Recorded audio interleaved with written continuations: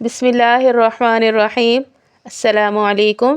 آج کی اس ویڈیو میں ہم نون ساکن اور نون تنوین کے قواعد پڑھیں گے۔ پچھلی ویڈیو میں ہم نے نون ساکن اور نون تنوین کا فرق اور نون تنوین کی تعریف پڑھی تھی۔ آئیے قواعد شروع کرتے ہیں۔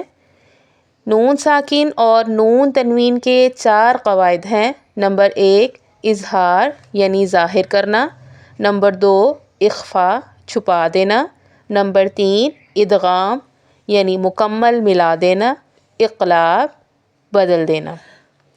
سب سے پہلے ہم اظہار کی تعریف پڑھتے ہیں۔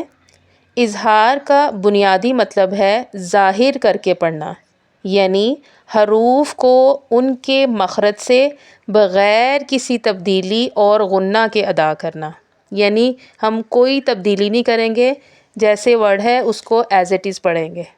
نون ساکن اور نون تنوین کے بعد اگر حروف اظہار یا حروف حلقی میں سے کوئی حروف آ جائے تو وہاں اظہار ہوگا، یعنی نون ساکن اور نون تنوین کو خوب ظاہر کر کے پڑھیں گے۔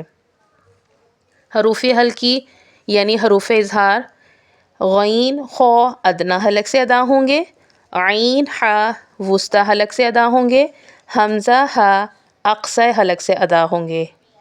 میں نے حروف حلقی کے بارے میں ڈیٹیل سے اپنی ویڈیو میں بتایا ہوا ہے، آپ میرے چینل پہ جا کے وہ ویڈیو دیکھ سکتے ہیں۔ ان حروف کو یاد رکھنے کے لیے شعر ہے۔ حلق کے ہیں 6 حروف اے با وفا، حمزہ ہ عین ح غین خ۔ آئیے اب میں آپ کو نون ساکن کے بعد حروف اظہار والے حروف کی مثالیں سمجھاتی ہوں۔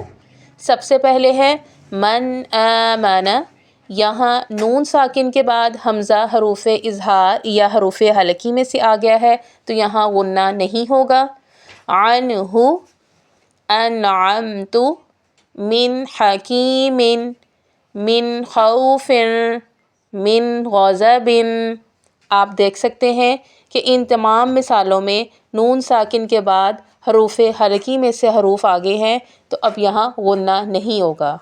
اب نون تنوین کے بعد حروف اظہار والے حروف کی مثالیں دیکھ لیتے ہیں۔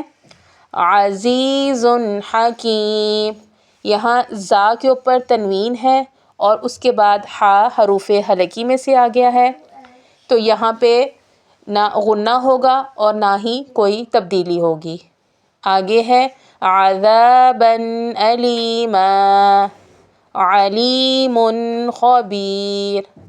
آپ نے دیکھا کہ باقی مثالوں میں بھی تنوین کے بعد حروف حلقی میں سے حروف آگے ہیں تو یہاں غنہ نہیں ہوگا۔ امید ہے آپ کو آج کے لیسن کی سمجھ آ گئی ہوگی۔ میرے اس چینل کو سبسکرائب کیجیے گا، لائک کمنٹ شیئر کیجیے گا۔ اللہ حافظ۔